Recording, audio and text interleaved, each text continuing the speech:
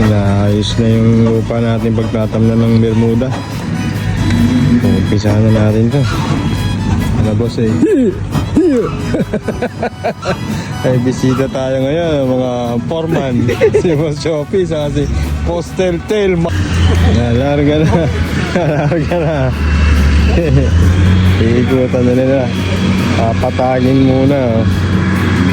Dinidikit. Pinapatag na. Pero naman mo. Ano ba? Pagkaapok.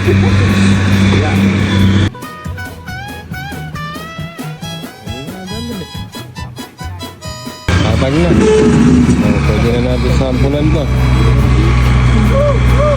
Patanin na. Nakakagat na gusto. Nasa gitna ha. Umpisa na natin magtanim ng Bermuda.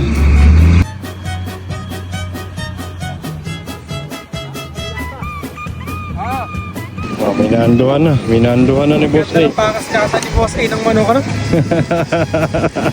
Bulan na natin ang pagtatanim ng Bermuda. Kaplari, ano sa kabila. Yes ang perfect yan Boss A Siyempre. Tapos dadaanan ngayon ng roller yan ano. Dadaanan kay Raul. Oo. Tapos didiligan.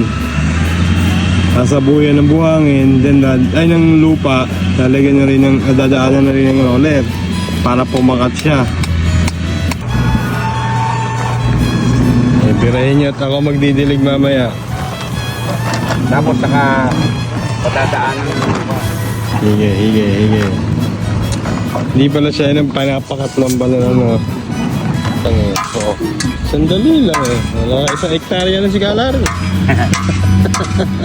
Manere. Pag hindi daw pinag-iwahiwalay, hindi ba bata?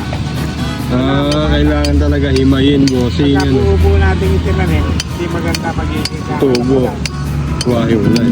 Maganda pala pag ganyan. So kailangan pag itatanim, hihimayin muna. Hihimayin. Gaya na ginagawa ni Larry C. Ulitin ko, baka may bumili sa inyo ng drum, timba, paleta, plywood.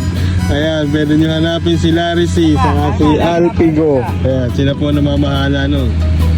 Kung gusto naman bumili ng bigas, dito naman si Maring Yopi. Kung magbebenta naman kayo ng ginto, sa akin nyo na i-alok yan. Baratin. 5 per grams. Sasampal sa'yo yung 5 na offer mo eh. Tayo po magdidilig nito. Sa isang araw, didiligin natin ng 3 beses. Yun na roll ko. Hindi na muna tayo magsisiga. Didilig naman muna tayo. Kasi bossing, umupo na rin. Hindi ayos ah.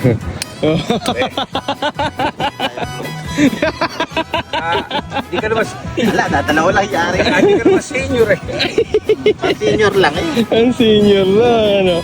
Umupo na rin si Kawali. Si bossing Umesto na. Yung pagtatanim. Yung pagtatanim. Pagtanim may bibiro. Pag natapos lahat yan, yan ganda tignan yan. Bermuda, siyempre kailangan may pakawan.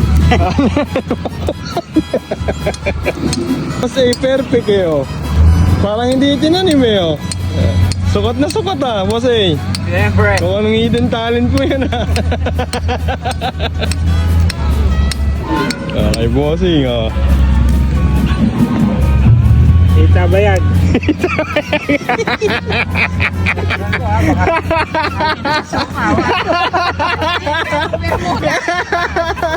Si Medusa ang nakita.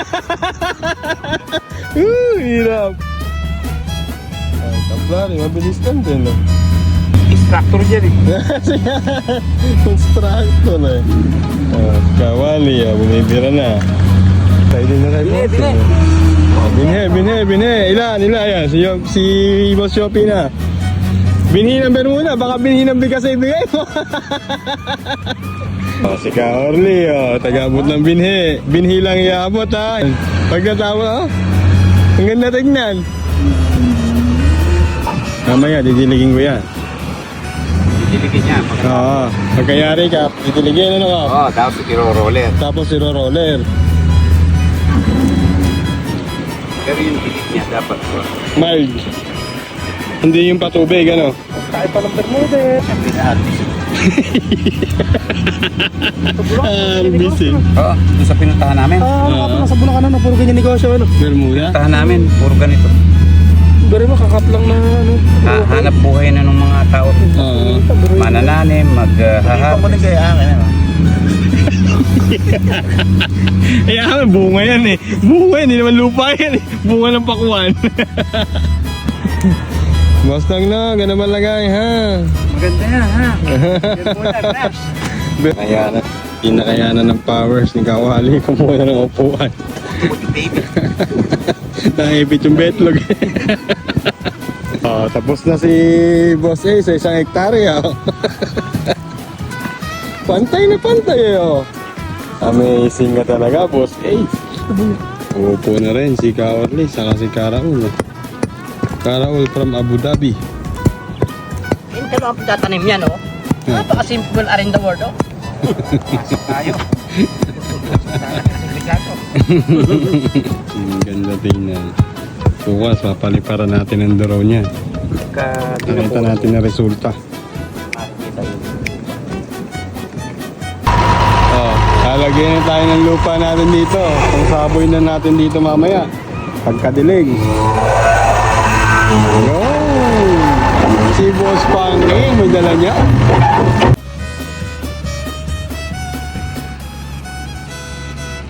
Oh, ha? Niro-roller na natin. Oh, nadiligan na rin natin. Hindi na roller na. Tapos natin diligan, pinadaanan natin ng roller. Ngayon, sasabuyan natin uli ng lupa. Kasaboy ng lupa, didiligan natin uli.